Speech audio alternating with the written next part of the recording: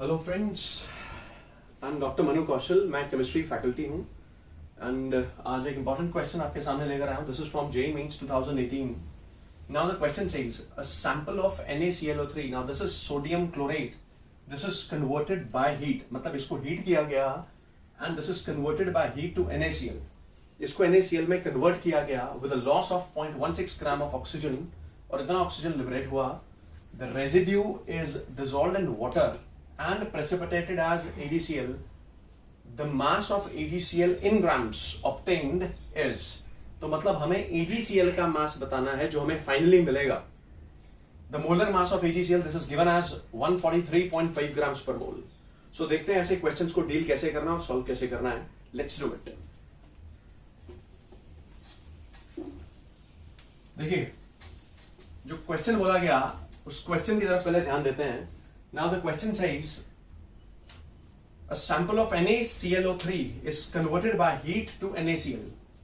मतलब NaClO3 को heat किया गया और NaCl में कन्वर्ट किया गया। हीट किया गया, NaCl में कन्वर्ट हुआ है, तो बैलेंस्ड केमिकल इक्वेशन तो ऐसे ही लिखेंगे हम। मतलब this is 1 sodium, this is 1 sodium, 1 chlorine, 1 chlorine, oxygen atom 3, oxygen atom 3 हो जाएंगे यहां पर, right? Now, the further question says कि ऑक्सीजन जो यहां हमें मिला वो 0.16 ग्राम्स मिला है। ये डाटा क्वेश्चन में गिवन है। अगर हम क्वेश्चन ध्यान से पढ़ें, the question says a sample of NaClO3 is heated, is converted by heat to NaCl with a loss of 0.16 gram of oxygen. The residue is dissolved in water. Residue मतलब जो चीज बच गई। देखिए, ऑक्सीजन तो गैस है, ये तो escape करेगा, तो जो चीज बच गई, रेजिड्यू तो ये है। The residue is dissolved in water. इसको थोड़ा बहुत पानी में डिसॉल्व किया and it is precipitated as AgCl। अब ये AgCl कैसे प्रेसिपिटेट होगा? जब आप इसको किसी सिल्वर सॉल्ट के साथ रिएक्ट करेंगे, कंबाइन करेंगे। देखिए, ये भी सॉल्ट है NaCl, ये भी सॉल्ट है AgNO3। NaCl किससे बना होता है? NaOH और HCl से, एसिड बेस कॉम्बिनेशन से। AgNO3 किससे बना है? AgOH और HNO3 से, एसिड बेस कॉम्बिनेशन से। देखिए, जब भी दो सॉल्ट्स में रिएक्शन होता है, it is always double displacement. Double displacement means that silver ion will pick chloride ion from here and sodium ion it will be picking nitrate ion from here. तो ये बन जाएगा AgCl और इसका precipitate हो गया है, साथ में सोडियम नाइट्रेट बन चुका है। So this is the equation which is given to us. अब वो फाइनली पूछ क्या रहा है? The mass of AgCl obtained is, कि AgCl का कितना मास मिलेगा हमें, वो ये पूछ रहा है। देखिए, ये NaCl कौन सा है? ये NaCl वही है जो यहां बना था, इसी को हमने आगे कैरी फॉरवर्ड किया ना, यही आकर AgNO3 से रिएक्ट कर रहा है ना। सो ऑक्सीजन हमें जो मिला है यहां पर वो 0.16 ग्राम मिला है, राइट? आप पहले आप देखिए, ये this is balanced chemical equation. Let's talk about stoichiometry. ये बैलेंस्ड केमिकल इक्वेशन है। ऑक्सीजन यहां है कितने? 3 है ना जी। 3 oxygen are there, 3 oxygen are there means this is 3/2 of O2।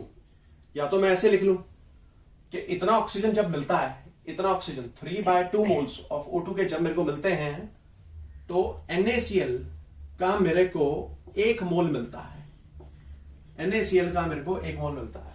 Now 3/2 moles of O2 means what? Means these many grams.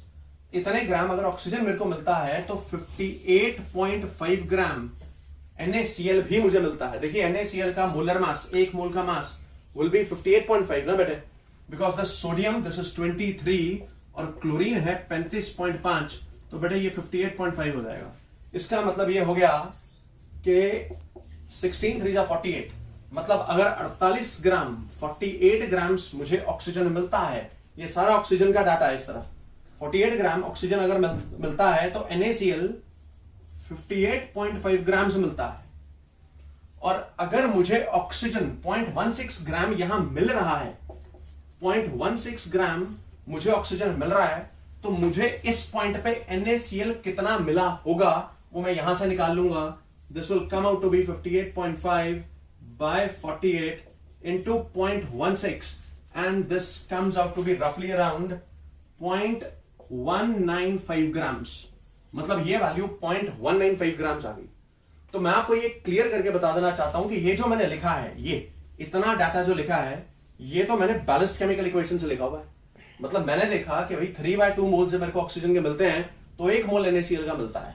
मतलब अगर ऑक्सीजन का 48 ग्राम मुझे बाहर मिले तो NaCl इतने ग्राम मिलेगा, और असल में मुझे जो ऑक्सीजन मिला है वो 48 ग्राम नहीं मिला, 48 ग्राम नहीं मिला, वो 0.16 ग्राम मिला है। तो NaCl मुझे यहां कितना मिला होगा? 0.195 ग्राम मिला होगा। अब बेटा यही NaCl आगे कैरी फॉरवर्ड हुआ है, AgNO3 से रिएक्ट किया और AgCl प्रेसिपिटेट हुआ है। अब मैं रिलेट कर सकता हूं इस NaCl को और AgCl को। सवाल इसके बारे में पूछा गया है, इसकी जानकारी मुझे पता है, मेरे पास है। So let's concentrate on the second part of this question now. मेरी बात सुनिएगा ध्यान से, इसको मैं इरेज करने लगा हूं। ये ध्यान में रहे कि NaCl जो ऑब्टेन हुआ है, this NaCl obtained is 0.195 grams. इसको इरेज कर रहा हूं। देखिए अब NaCl और AgCl को रिलेट करते हैं। Let's relate NaCl and AgCl। देखिए NaCl का 1 मोल, स्टोइकियोमेट्री देखो, बैलेंस केमिकल इक्वेशन। NaCl का अगर 1 मोल रिएक्ट करता है, 1 मोल मतलब 58.5 ग्राम्स, तो AgCl का 1 मोल बनता है। AgCl का मोलर मास गिवन था 143.5 grams. This is given in the question. Otherwise you can also calculate. देखिए सिल्वर होता है 108 ग्राम और क्लोरीन होता है 35.5 ग्राम, सो दिस मेक्स 143.5 ग्राम्स। तो अगर NaCl मेरे को 0.195 ग्राम्स मिला है तो मेरे को AgCl कितना मिला होगा या कितना मिलेगा वो यहां से कैलकुलेट हो जाएगा। And this comes out to